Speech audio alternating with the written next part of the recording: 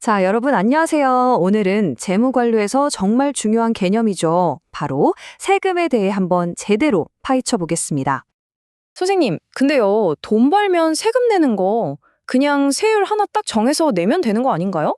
왜 재무관리책만 폈다 하면 이렇게 복잡하게 설명하는지 모르겠어요. 아, 정말 좋은 질문이에요. 그게 바로 핵심입니다. 왜 복잡하냐면요. 우리가 생각하는 세율이라는 게 사실 하나가 아니기 때문이에요. 현명한 재무 결정을 내리려면 이 세금이라는 게임에 등장하는 아주 중요한 두 명의 선수를 알아야 하거든요. 자, 그럼 오늘의 선수들을 소개해 볼까요? 바로 평균 세율 대 한계 세율입니다. 자, 보세요. 평균 세율은 말이죠. 여러분이 지금까지 낸 세금 전체에 대한 뭐랄까, 최종 성적표 같은 거예요. 반면에 한계세율은 앞으로 내가 돈을 더 벌면 어떻게 될까 하는 미래 예고편 같은 거죠. 하나는 과거를 요약해주고 다른 하나는 미래를 보여주려고 합니다. 아, 그럼 평균 세율이라는 건 마치 제가 한 학기 동안 본 시험 점수를 전부 합쳐서 평균 낸 그런 최종 성적표 같은 거네요. 그쵸? 이미 벌어들인 소득 전체에 대한 결과물. 빙고! 정확합니다. 그럼 한계세율은 뭘까요? 여러분이 기말고사에서 점수를 1점 더 올리려고 할 때 바로 그 추가 1점에 붙는 세금 같은 거예요. 그러니까 앞으로의 행동, 다음 스텝에 대한 이야기죠. 잠깐만요. 그럼 제 소득 전체가 똑같은 세율로 계산되는 게 아니었다는 말씀이세요? 와, 전 당연히 그런 줄 알았는데. 네, 맞아요. 대부분의 국가가 그렇듯 소득이 높아질수록 세율도 계단처럼 올라가는 누진세 구조거든요. 중요한 건 소득이 다음 구간으로 넘어간다고 해서 전체 소득에 높은 세율이 붙는 게 아니에요. 딱 그 새로운 구간에 해당하는 금액에만 더 높은 세율이 적용되는 거죠. 자, 이 표를 보면서 한번 어떻게 작동하는지 살펴볼까요? 백문이 불여일견이죠. 말로만 들으면 헷갈리니까 교재에 나온 예시로 직접 한번 계산해 보면서 감을 잡아보자고요. 엘전원의 소득이 8만 달러? 표를 보니까 4만 달러는 넘고 8만 5천 달러는 안 되니까 22% 구간이네요. 아, 그럼 간단하게 8만 달러에 22%를 곱하면 되는 거 아닌가요? 아하, 바로 그게 정말 많은 분들이 헷갈려하는 부분이에요. 그렇게 계산하면 안 되고요. 마치 물통을 채우듯이 낮은 세율 구간부터 차곡차곡 채워나가야 합니다. 자, 보세요. 이렇게요.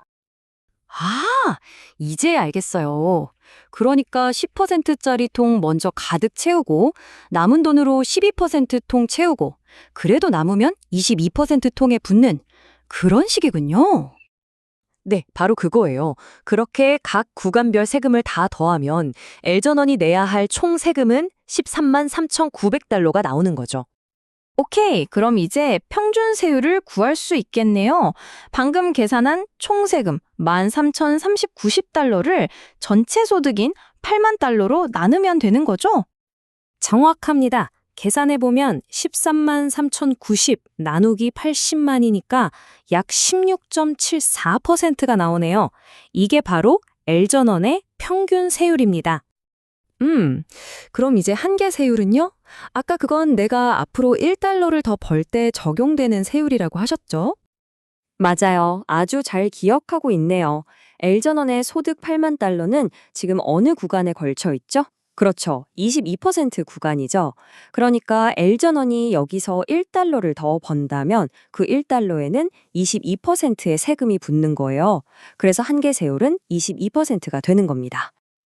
와, 16.74%랑 22% 생각보다 차이가 꽤 크네요.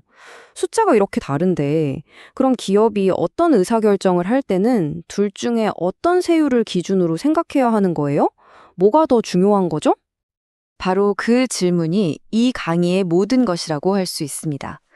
결론부터 말하면 재무적인 의사결정을 할 때는 한계세율이 훨씬 더 중요합니다. 왜냐하면 기업이 새로운 투자를 할지 말지, 새로운 프로젝트를 시작할지 말지를 고민하는 건 전부 미래에 대한 이야기잖아요. 앞으로 새롭게 벌어들일 돈에 대한 세금이 얼마인지를 알아야죠. 아, 그러니까 평균 세율은 과거에 대한 정리 같은 거고, 한계 세율은 미래를 계획하고 예측할 때 쓰는 거군요. 내가 이 프로젝트를 성공하면 그 이익 중에서 정부가 얼마를 가져갈지 알려주는 진짜 중요한 숫자네요. 네, 완벽하게 이해했습니다. 그래서 재무관리에서는 특히 미래의 현금 흐름을 예측하고 투자 결정을 내릴 때는 언제나 이 한계세율을 사용해야 한다는 것, 이게 오늘의 가장 중요한 핵심입니다. 자, 그럼 마지막으로 여러분께 질문 하나 드릴게요.